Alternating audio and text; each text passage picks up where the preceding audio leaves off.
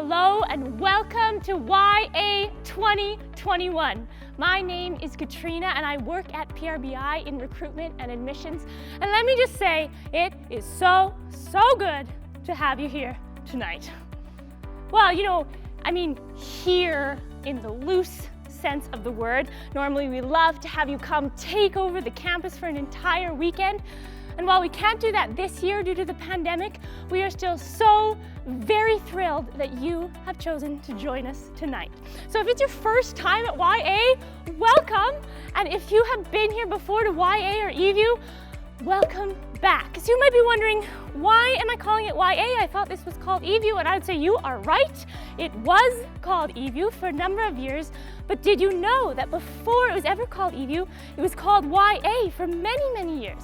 So YA has been around for a very long time, and tonight we are going to bring you the best of YA in one single hour. So what does that look like? That looks like experiencing PRBI. You will get to know some of our students, have tons of fun. That looks like hearing from our profs. We will get to learn from them, and you'll experience what it's like to learn under them as a student at PRBI. It also looks like having tons of fun. We'll do some comedy, throw some laughs in. We also have fantastic giveaways for you, and food. Delicious food is always part of YA. So did you know back in the day they used to do a giant banana split, one banana split for everyone who was at YA, and they would all eat out of it at the same time. So we have decided not to do that in the interest of everyone's health, but you will have the chance to win the most delicious candy for you and your entire youth group. You will also have the chance to win beautiful PRBI merch, and 2 grade 12s in the audience tonight will have a chance to win a $1,000 bursary each that can be counted towards their tuition next fall. So this is exciting stuff. We're gonna have tons of fun, but we are also going to go deep. There will be times for you to stop and talk.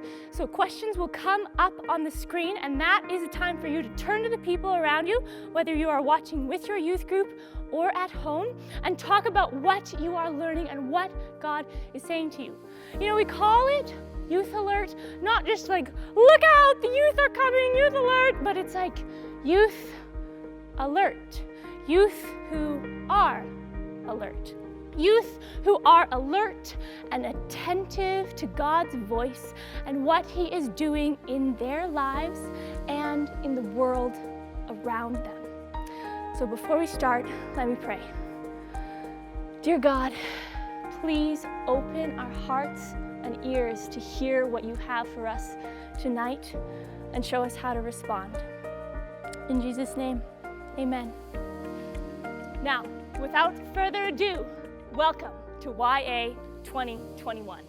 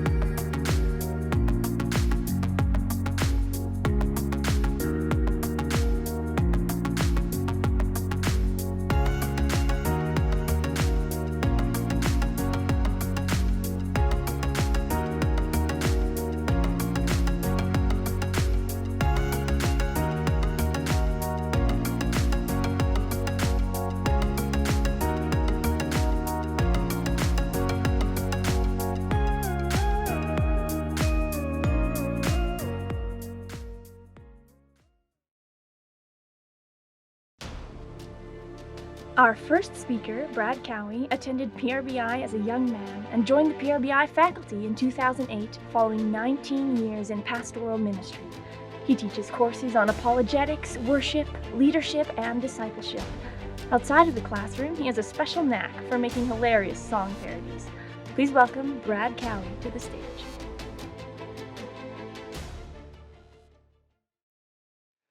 A number of years ago, I went on a road trip with some friends, and we decided to take a shortcut rather than taking the regular route that we would have normally gone. So we're driving along in the middle of the night, and suddenly one of the passengers, Barb, in the back seat, asks, "Are you sure we're going in the right direction?" Now, a couple things you need to know about Barb, who is now my wife, and that is that Barb is directionally challenged.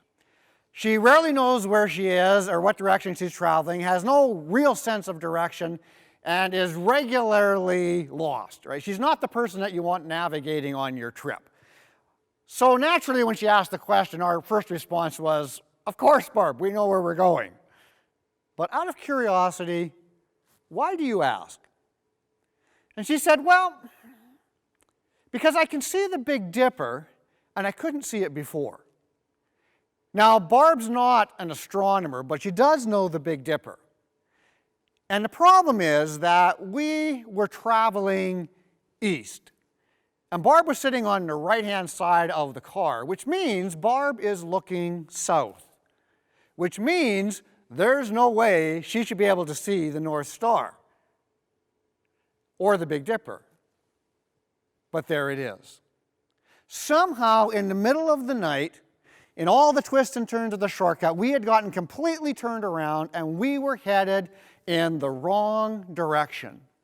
And the most directionally challenged person in the vehicle was the only one that knew, because she was looking at the Big Dipper, and the Big Dipper doesn't lie. Now, we're often told in our culture, just follow your heart. Follow your gut. Do what your heart tells you. Follow your instincts. Now, our hearts and our instincts and our reason and our gut are actually important parts of our decision-making process. But this internal guidance system that we have really only functions best when it's attached to an external guidance system that is reliable. Think of it like the GPS system on your phone. Your GPS system on your phone works not because your smartphone is that smart. It works because your phone is attached to global positioning satellites that can give it the information that it needs. And that's the way it is with our heart. When our heart becomes detached from a reliable external guidance system, our hearts become unpredictably random. And we find ourselves following whatever whim, whatever desire, whatever appetite, whatever temporary fix, just the whim of the moment without really any reliable thought as to the deeper or longer consequences of those choices. Or what sometimes happens is we begin to listen to the loudest voice, whether that's a friend or an ideology or a worldview or even a celebrity. Whatever voice yells the loudest, that's what we listen to. There's an interesting verse in the Bible in the Gospel of John. Jesus is speaking and he's teaching about how he is the bread from heaven. And people need to feed on him if they want to have true life. Now, I'm not sure whether this is a teaching that the people don't understand or if they're actually offended by it. It's not clear. But in the Bible, the people respond to Jesus' words by saying, this is a difficult teaching. It's a hard teaching. And the Bible says that at that point, many people who were following Jesus stopped following him and went on their own way.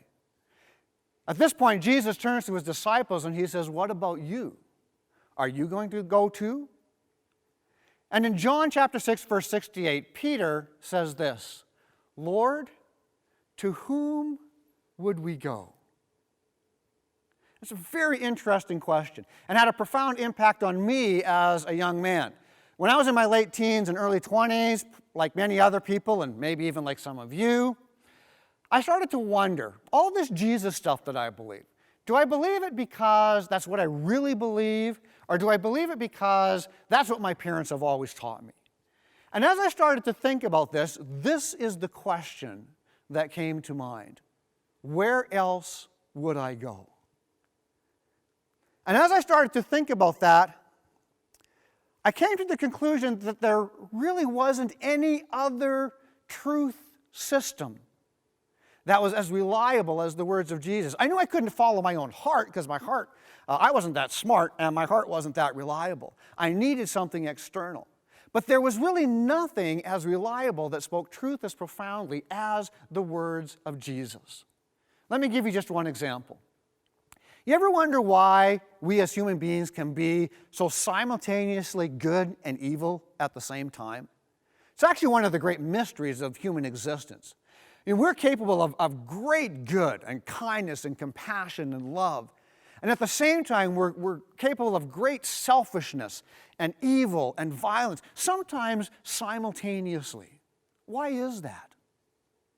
Well, the Bible tells us that we're made in the image of God, which helps to explain why we are capable of such acts of love and kindness and compassion and caring and relationship. But the Bible also tells us that we are deeply marred by sin, which explains why we can be so selfish and cruel and mean and hard-hearted. And furthermore, the Bible tells us that we're trapped in this condition. We're enslaved to this sin, which helps us understand why, in spite of all our efforts, in spite of everything that we've tried, we can't seem to get rid of things like war or racism or discrimination or addiction or depression. We're enslaved to this brokenness. And this also explains why we need someone like Jesus who can come and liberate us from our bondage and then set us on the right path. And as I reflected on the question, where else would I go? I came to the conclusion that no other source of truth, no other source of guidance so insightfully and profoundly gave me this kind of direction. And so that question that Peter asked, where else would we go, was actually the question that kept me following Jesus. Because the more I understood about Jesus and the alternatives, the more I became convinced that no other person, no system, no religion, no ideology, not even my own heart, could be as reliable and worth following as Jesus.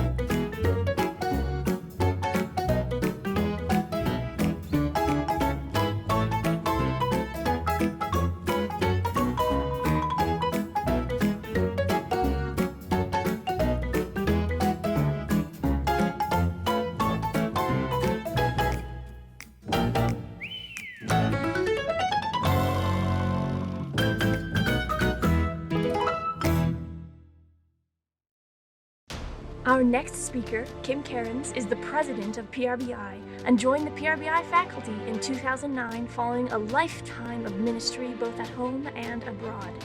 He has served as a missionary in Pakistan and teaches our missions courses as well as Old Testament and evangelism. Outside of the classroom, he loves camping and hanging out with his grandchildren. Please welcome Kim Cairns to the stage. I want to begin with a question. Who are you when no one is watching? A scientific study was done to see if people act differently when someone is watching them, or even if they think someone is watching them. The study took place in a cafeteria on a university campus, and the scientists were trying to see how well students cleaned up after themselves when somebody was watching them and when no one was watching them. The twist in the study is that no one was ever physically present watching the students. Instead, what the scientists did is they hung up posters on the walls of staring human eyes. And on some days they had those posters up, on other days they had just replaced those with simple landscape pictures. Well, the results of the study were that when students ate in the presence of staring human eyes, they cleaned up 2 times better than when they ate in the presence of just the landscape pictures. The conclusion is that people do change their behavior even when someone is watching them, or even if they just think someone is watching them. So I want to ask you yet another question. Do you live faithfully when no one is watching you? This is a really important question. Lolly Daskell is a leadership coach, and she wrote this. She said, "The moments that define who we truly are created when no one is watching us." C.S. Lewis, a Christian author, said that integrity is doing the right thing when no one is watching us. Christ calls us all to be faithful, and I'm sure you aspire to be faithful to Jesus even if no one is watching you. I want to share a story from the Old Testament that illustrates how we can be faithful to God even when no one is watching us. Stories about a young man. He grew up in a very wealthy home. It was a blended family. He had 1 full brother and 10 half-brothers. All the brothers shared the same dad, but they did not have the same mom. And of course, some of you have already figured out that the story is about Joseph, a familiar character of the Old Testament. Jacob, his father, favored Joseph and Benjamin, his brother, more than all the other brothers. And this favoritism created a lot of jealousy in Joseph's 10 brothers, so much so that they resented him deeply. And on one occasion, they decided that they were going to get rid of Joseph. They threw him into a pit, thinking they would come back later and kill him. But along came a caravan of merchants headed towards Egypt, and they sold Joseph to this caravan as a slave. And Joseph was then taken to Egypt, and there an Egyptian official by the name of Potiphar purchased Joseph. Even though this terrible injustice had happened in Joseph's life, the narrator of the story tells us that yet God was with Joseph. And God helped Joseph to be a successful household manager in Potiphar's house. That is until a test of his integrity came along. One day when no one was around except Potiphar's wife and Joseph, she tried to seduce him into sexual sin. Joseph resisted and he fled from the house with his integrity intact. And we have to ask ourselves, why did he do that? Well, he did it because he didn't believe no one was around. He believed that God was there and God was watching him. But more importantly, he believed that God was watching over the circumstances of his life. Well, that was going to be challenged as well, that conviction that God was watching over him, because Potiphar's wife falsely accused him of rape, and Joseph landed up in prison for 10 years for a crime he didn't commit. And yet again, the narrator tells us that God was with Joseph in prison. Well, we see that Joseph continued to serve faithfully, and I believe he served faithfully because he believed that God was watching over his life and over the circumstances of his life. And this is proven true in the final episode of his life. With events that only God could have orchestrated, Joseph was freed from prison to serve the Pharaoh, the king of Egypt, in a time of crisis. Pharaoh had had a dream that a famine was coming on the land for 7 years. And God had given Joseph the plans to alleviate this famine by storing up grain so that not only Egypt would be saved, but surrounding nations would be saved. And it was this event that caused Joseph's brothers to come back into his life, because their nation was under famine and they came seeking grain from Egypt. Well, when they met Joseph, after many years had passed, they didn't recognize him. And Joseph had never told anyone about his family circumstances. So in light of the fact that no one knew anything, you would almost think Joseph would have taken the opportunity to get even with his brothers. But he did not choose to do that. Instead, he reconciled with his brothers and he forgave them. And he gave his brothers this simple explanation: what you meant for evil, God meant for good. We're beginning to see Joseph's conviction.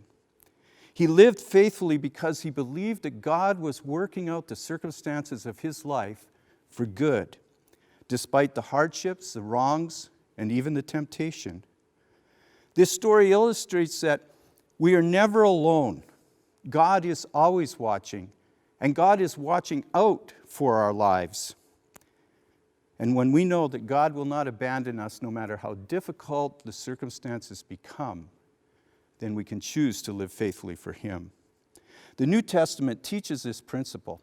Romans chapter 8, verse 28 says, "We know that God causes everything to work together for the good of those who love God."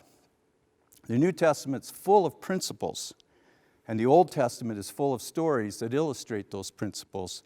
It reminds us of the value of reading these ancient stories. Joseph's story reveals that we serve a God, and we can have a conviction about Him that He will work out everything in our lives for our good, even if it's not always in the way that we expect He will do it. So then we can choose to live faithfully with confidence for God. I wonder, is this story still applicable today in 2021? Well, I'll ask you a question. Are you trusting that God is going to work out everything for good in your life during this pandemic? Can I urge you to read stories of the Old Testament? More than that, if at the right time you're ready to come to PRBI, you could take up Old Testament studies. And what you will learn is that God is not going to abandon you. The stories will teach us and assure us that God is going to work out those circumstances in our lives for good, and that He's doing that right now. And if you cling to this truth, you too can live faithfully for God.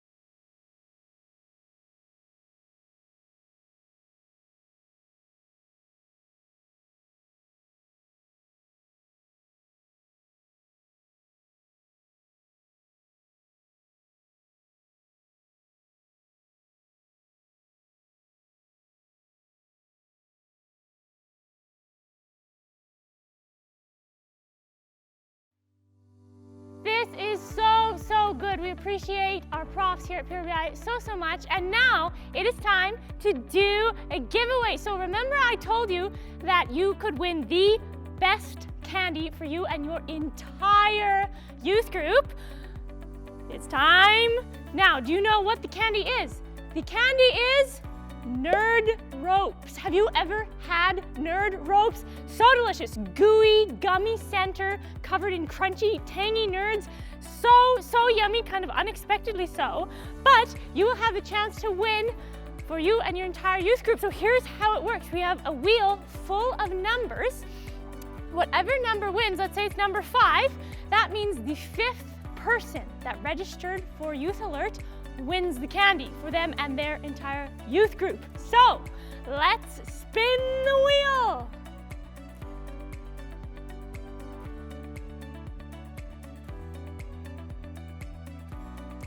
The winner is 425. So the 425th person to register for YA has won the candy for them and their entire youth group. If you're wondering who is that, hop on over to our social media, Facebook or Instagram, and you can see the winner. Okay, we also are giving away some PRBI merch. So we have a lovely PRBI toque. We have 2 different styles of sweaters. This one, as well as this more knitted one. Everything's super comfy, super nice to wear. So we'll be giving merch away to 2 people in the audience tonight. Again, we're gonna spin the wheel to see who's gonna win. So let's spin the wheel.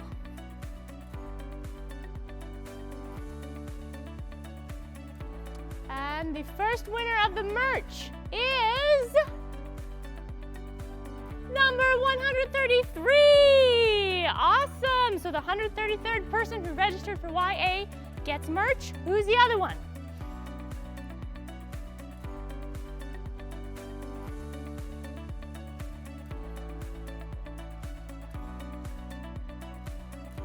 $112. So if you are a winner, you will be hearing from us directly.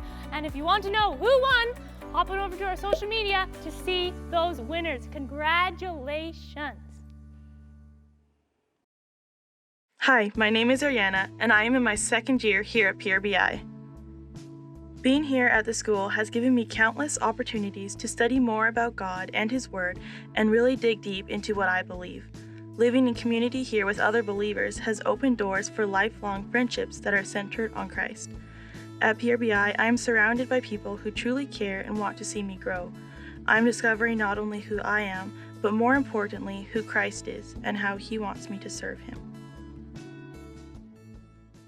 Hi, my name's Troy, and I'm in my 2nd year here at PRBI. PRBI has given me opportunities to grow in my faith in many different ways, through the community, the classes, or even just lunchtimes. Oddly enough, I can't narrow it down to just one specific area that has challenged me to grow, but what I have noticed is that through every aspect of being at PRBI, I've been given the chance to think for myself and explore who exactly God is and what that actually means for my relationship with Him. Now I can see the difference in myself from when I first started attending, and I can confidently say that God has never seemed more real to me.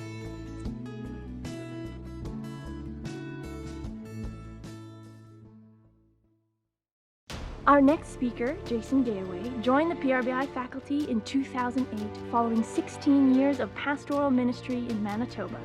He teaches theology and exegesis, which is how to read and interpret the Bible. Outside of the classroom, he has a passion for plants. If you have ever wondered about the best way to grow a lemon tree here in northern Alberta, Jason would be the one to ask. Please welcome Jason Gayaway to the stage. When I was a kid, I watched a famous movie about a boy named Damien. And Damien had a birthmark that he found one day, and he was looking in the mirror. He had sort of a hand mirror back here, and he was looking through his hair. And the birthmark said 666 on it. The rest of the movie was about his special but horrible life as the Antichrist. And with this mark of his. Now, is that what the mark of the beast is? Is that a mark I should be looking for on my hands or something like that that could pop up? Well, to answer that question, we'd have to look at the book of Revelation. Now, the book of Revelation is a massive book, and I kind of have a summary of it that in general, it's two parts. One is stuff God does, and the other part is stuff the devil does. So the first part of Revelation, after a bit of an introduction, is about things God does. Now, God, for reasons not talked much about in the book, punishes the world through a series of wars and famines and earthquakes. And as the book goes along, we see that he brings terrible things like poisoning the drinkable water of the world and bizarre things like having the world be flooded with horrible locust-like demons. All of that tends to have an effect on people. So the people of the world are distraught and need some help, just like Germany was in the 1930s after their economy was devastated and their industry was taken apart. And you might remember that a leader arose in pre-World War II Germany, and he was a terrible leader, but he was someone who the people trusted because they were desperate. And in the end times, it's the same thing. After God does his part, the devil does his part. And the devil brings forth a leader, a guy who's empowered with his own power. And he's known throughout the Bible by different names. He's sometimes called the man of lawlessness, or the son of perdition, the son of destruction, or perhaps more commonly known as the Antichrist. And this guy isn't alone. He has a little buddy, kind of like Batman has Robin. And his little buddy is called the false prophet. And the false prophet has all kinds of powers. He can do miracles and bring fire down from heaven. Now, the power displayed by the leader was great, and the false prophet's signs were very impressive, and it brought many to worship the Antichrist. And I mention that because worship is kind of the currency of Revelation. So the important thing about Revelation doesn't end up being money or Instagram likes or anything like that. It is worship. God wants people to worship him, even in the midst of all these disasters. And the devil wants people to worship him. And this battle between the two factions might have gone on forever, except the false prophet gives a frightening mandate to the world. He demands that everybody take upon himself this mark, which represents the beast. And if they don't do that, they can't buy, sell, or trade. This is, of course, famously referred to as the mark of the beast, and has been the source of much debate through the ages. But how are we going to recognize it? That's what we're going to look at for a moment. Well, the purpose of the mark helps us. The purpose of the mark is both practical and significant. It's practical in as much as I just mentioned. Without having it, you can't buy, sell, or trade anything. So if you showed up at Costco, you can run through the aisles and pick up as many jugs of super large mayonnaise as you want. But when you show up at the counter, the cashier is going to say, "Could I just see your mark for a minute?" And if you can't point to a mark on your hand or your forehead, a special mark, they don't let you buy any of that mayonnaise or whatever it is that you want to get. Secondly, the mark is significant in as much as if I get it, it's not just like a tattoo, like some people get a tattoo of a skull or some, a dragon or something like that when they're in a period of rebellion in their life. And later on they learn to regret it and they get it removed or changed. But you can't remove or change the mark of the beast. In the eyes of God, it condemns you for eternity. Revelation 14 says, "If anyone worships the beast and its image and receives a mark on his forehead or on his hand, he will also drink the wine of God's wrath, poured full strength into the cup of his anger, and he'll be tormented with fire and sulfur in the presence of the holy angels and in the presence of the Lamb."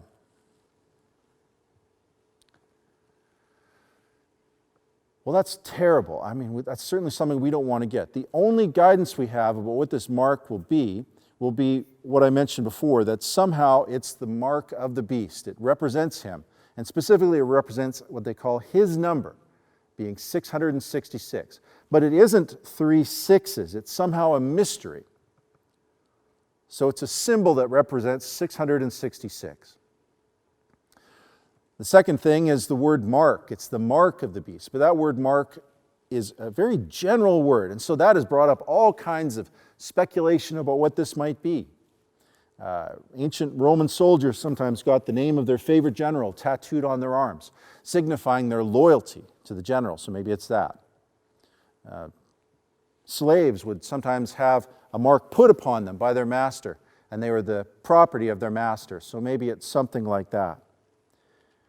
Well, because of all that, some people today have speculated that maybe it's something around us in the world today. And specifically because there's face masks in the world, maybe it's a face mask. I mean, the government is kind of on our case to get this. If you don't have one, at least in some stores, you can't buy, sell, or trade. And thirdly, we're all kind of oppressed in the meantime. So maybe it's something like that. Could face masks, and I didn't bring mine up with me, but could face masks actually be the mark of the beast? Well, one indicator that it's not that way is the timing. As I mentioned, the mark of the beast occurs midway through the book of Revelation, through the end times. So already we have wars and famines and pestilences and amazing, horrible things like demons in the forms of locusts afflicting people for 3 months and they can't die, and poisonous water. So I don't think we would miss all of that. So surely that would be something we would notice, and I don't think that that's happened to us yet. Secondly, those who get it worship the beast. It's interesting that no one can force you to have this. In the end times, no one's going to hold you down and put a stamp on you, and that condemns you. Anyone who gets this mark is said to be a worshiper of the beast, that is something that you voluntarily do, that you know what you're going to do. There's consequences if you don't take it. But it says anyone who takes it is a worshiper of the beast, and they are never portrayed as a victim in Revelation. I think it's highly unlikely that you're going to be surprised about what the mark is. I don't think it is face masks or something in the modern day. By the way, I don't think it's a computer chip or something like that that's implanted under your skin. It doesn't have to be. It's going to be something obvious that you can show other people. So as long as you social distance, feel free to wear those masks, and I don't think you're going to be accidentally condemned.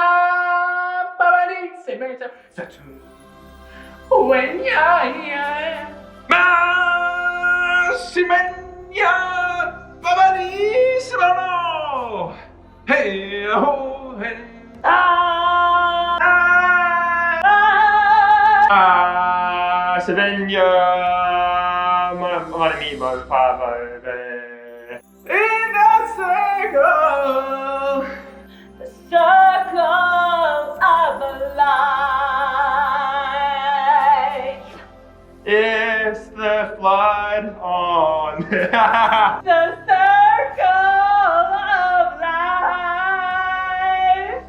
It's the circle of life.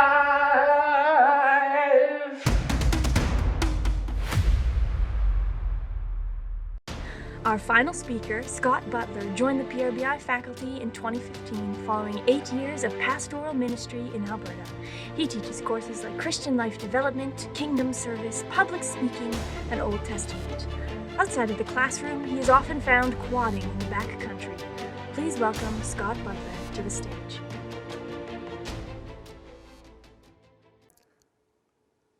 The Bible stories that make it onto wallpaper probably have animals in them, and the coolest ones have lions. Have you ever walked into a nursery or a Sunday school class and you look up on the wall and there are little kangaroos and elephants looking at you through the windows of Noah's Ark? Is your nativity set at home complete with camels and cows, casually adoring the baby Jesus with mouthfuls of hay? Have you ever opened up to the book of Daniel, maybe in a children's book, only to be met by a stubby, chubby, bug-eyed lion looking back at you? I'll bet you have. And as a fairly new dad, I can tell you I'm knee-deep in that world right now. Bible stories with animals have a special place because they capture the attention of excitable little kids. But another reason that they're memorable, and especially in the case of Daniel, is because animals can represent the life and death consequences of following God. In other words, those kitties have claws. Our emphasis tonight is on youth who are alert. Now, often when we talk about somebody being alert, we think about being alert to danger, alert to the potential for disaster, and being alert enough, of course, to avoid it. In Daniel's case, I want to flip that around for a few moments and ask this. Wouldn't you rather be alert to the potential for a miracle? Just past danger is opportunity, and just past disaster is a really cool story. And the coolest ones have lions. Daniel found himself in the middle of a legal trap. His colleagues at work in the Persian government got jealous when Daniel proved himself to be capable and trustworthy. They hated it when he got the big promotion from the king and suddenly was their boss. In what might be called an ancient attempt to cancel Daniel, they scoured his whole life for something, for anything they could use to embarrass him and get him fired. The more dirt they tried to dig up, the less they could get on him. So they came up with a way to trap him by writing a very inconvenient law, a law that would move him from upstanding citizen to Persia's most wanted. They knew two things that they could use to their advantage. One, that Daniel worshiped God, and he would not worship or pray to anyone pretending to be God. Secondly, they knew that once something was law, the Persian king would not go back on it, even for his closest associates. Bingo. So they had it passed into law that it would be illegal for 30 days to pray to anyone except the Persian king. It's hard to know what sort of red tape process they were going through, how these shady characters lobbied their king to approve of the law, but we do know that he approved it, only very shortly after to regret it deeply. Now here's where I want to slow the story down for a moment, to emphasize just how chill Daniel was about all of this. This is what the Bible has to say. Daniel 6, verse 10. Now when Daniel learned that the decree had been published, he went home to his upstairs room where the windows opened towards Jerusalem. 3 times a day he got down on his knees and prayed, giving thanks to his God, just as he had done before. Daniel knew what was going on. He was the second in command in the world's biggest empire at the time. He knew what this made-up law was all about. He knew that it had been invented for one purpose, and that was to come after him.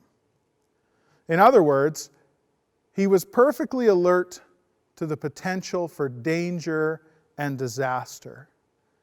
And yet, he served and prayed to his God just as he had always done. Our reflex might be to see this danger and fight for our rights, to demand justice for Daniel. If that had been what the man himself had tried, he would have maybe went to the king and begged for his life, begged the king to spare him. Which, if you think about it, is doing exactly the thing that this bogus law was all about.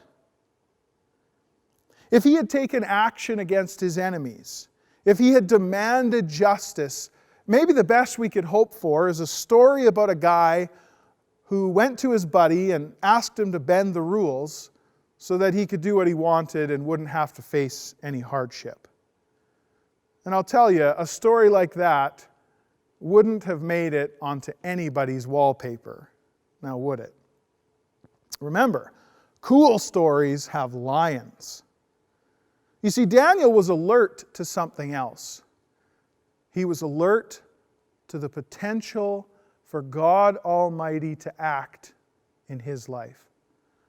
Not to avoid disaster, but to experience miracle. I think we all know what happened in the lion's den. Actually, I think the lion's den is the reason we know about Daniel. You will face 1,000 reasons not to follow God, delivered in 1,000 unfair ways. It will be so easy to let your story end before your lion's den by bending to the expectations of the people around you, living by everyone else's made-up rules. Why not rather be alert to the potential for a miracle? For the 1,000 ways that God can close the mouths of vicious beasts, whether they be animals or, more likely, humans around you. Why not wait for those times where He can establish your name, give you a story that's remembered, not because it ends in disaster, because it ends in a miracle. So remember, the coolest stories, even yours, have lions.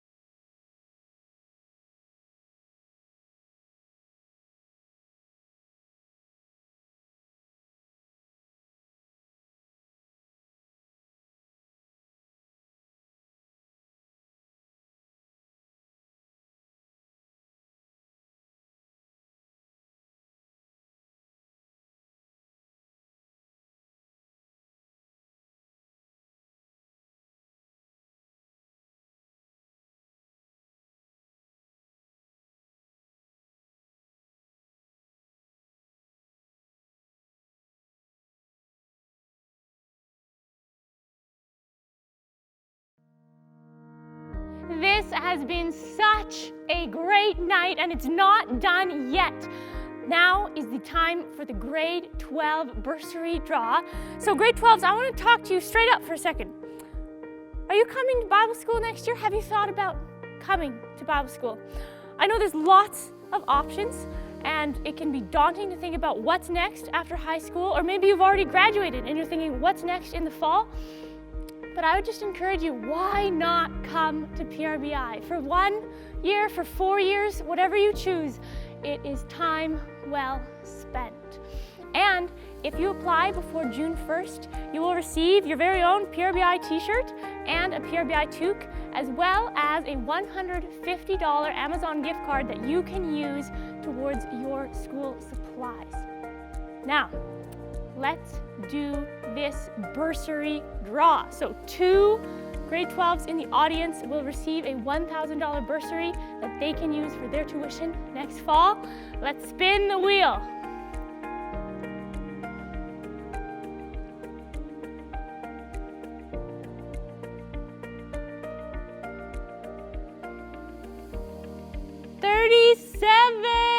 So the 37th grade 12 that registered for YA has received a $1,000 bursary. Let's see who the other one is.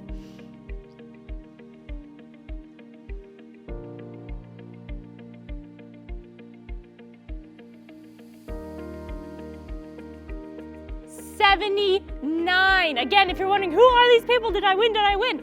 Go to our social media, Facebook or Instagram. Also, if you are a winner, you will be contacted directly from PRBI, and your $1,000 bursary will be waiting for you for the fall. Congratulations to our winners.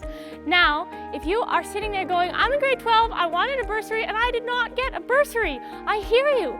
And did you know you can still get a bursary if you come for an official campus visit? Go to our website, prbi.edu, sign up for a campus visit, come experience what PRBI is like, and you receive a $500 bursary towards school next year. So now's the time to get those applications in. Remember, you can apply before June 1st and get your PRBI merch and your gift card, and we would love to have you talk about it, think about it, pray about it, and hope to see you with us at PRBI next fall. Hi, I'm Carmen, and I'm in my freshman year of PRBI. I've been interested in apologetics from a young age. Apologetics is the study of why we believe what we believe. It's important to know your own beliefs if you want to share them with others. Since coming to PRBI, my knowledge of God has grown, which has led to my growing in faith and love of God.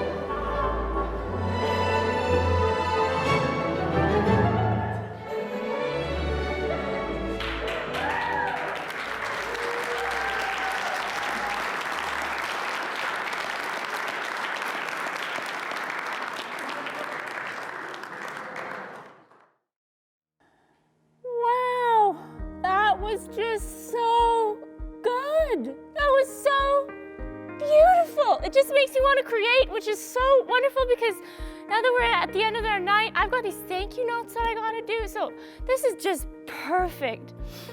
Okay, here we go. Thank you, hoarfrost, for the beauty you bring to the trees and to my nose hairs.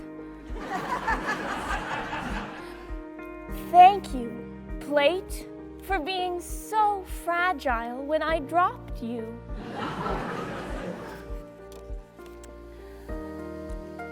Thank you, socks, for never failing to slide off in my winter boots.